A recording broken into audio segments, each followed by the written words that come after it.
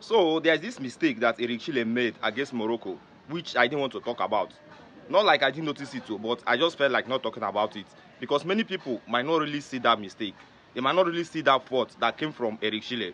And then that fault was how he carried out his substitution. I must confess, that substitution, had it been he didn't make those substitutions, maybe Nigeria would have won Morocco in that penalty shootout. But when he did it, I was like, is this still necessary? Let these people just fuel their energy more and then complete this game.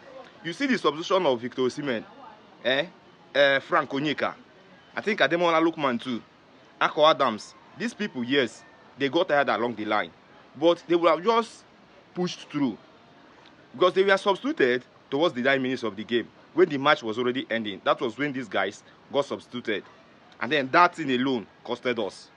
Because I'm very sure that these 4 people that I just mentioned, they are good in penalty taking. They are good. And then we were just left with the options of playing with average penalty takers or below average penalty takers. This alone contributed towards Nigeria losing it. I didn't want to talk about it, but that substitution was very, very wrong. Towards the ending of the game, Victor Osimhen, you can't just take him out. You can't take him out. He's a good penalty taker. He takes penalty for Galatasaray. He did it while at Napoli. So why removing him? Had it been these people, Adams too is good. Frank Onyeka, he has that heart to take a good penalty. So why will you remove all those people? Had it been you had these people, maybe Chukwueze being an option would have been there. Maybe Bruno being an option would have been there. But all the same, that one is already in the past. But Eric Chille shouldn't make this mistake again. Why playing against Egypt? While playing against Egypt, he shouldn't make this mistake because it's actually costed us. And then it is also important that we know that we are playing against the African Arabians. And then the Arab nation is the host country. The Arab nation is the host country.